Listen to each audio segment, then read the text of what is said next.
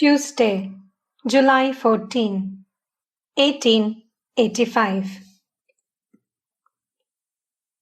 It was the day of the car festival. Sri Ramakrishna left his bed very early in the morning.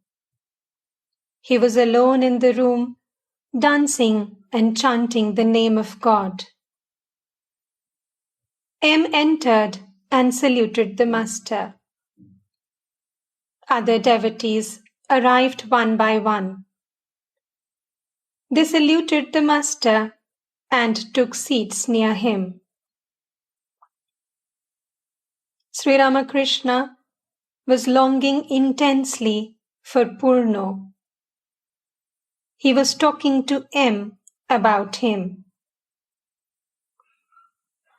Master, did you give Purno any instruction?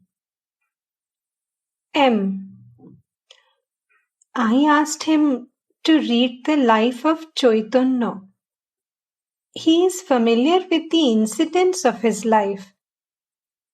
I told him further that you ask people to stick to the truth. Master, how did he take it when you said about me, he is an incarnation of God? M. I said to him, come with me if you want to see a person like Chaitanya. Master, anything else?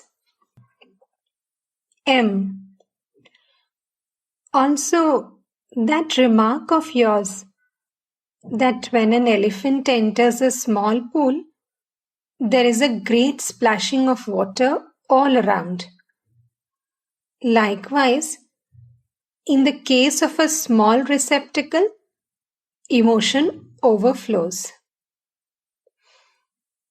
About his giving up of fish, I said to him, why have you done that? Your family will make a great fuss about it. Master, that's good. One should keep one's feelings and emotions to oneself. It was about 6:30 in the morning. M was going to bathe in the Ganges, when suddenly tremors of an earthquake were felt. At once, he returned to Sri Ramakrishna's room. The master stood in the drawing room. The devotees stood around him. They were talking about the earthquake. The shaking had been rather violent, and many of the devotees were frightened. M. You should all have gone downstairs. Master, such is the fate of the house under whose roof one lives. And still, people are so egotistic. To M. Do you remember the great storm of the month of Ashwin? M. Yes, sir. I was very young at that time, 9 or 10 years old. I was alone in a room while the storm was raging, and I prayed to God. M was surprised and said to himself,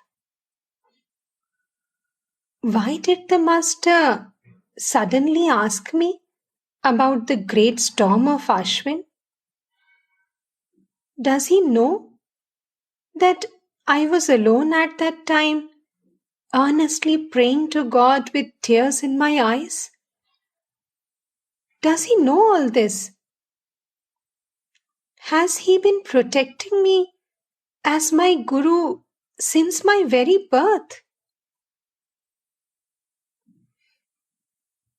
Master,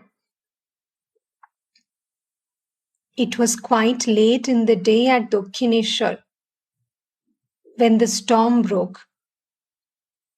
But somehow they managed to cook the meals. The trees were uprooted. You see, this is the fate of the house one lives in. But when one attains perfect knowledge,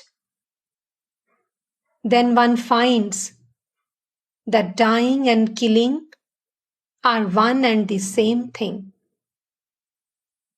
That is to say, both are unreal.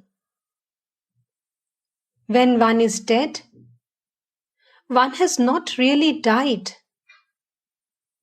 And when one has killed another, the man is not really dead.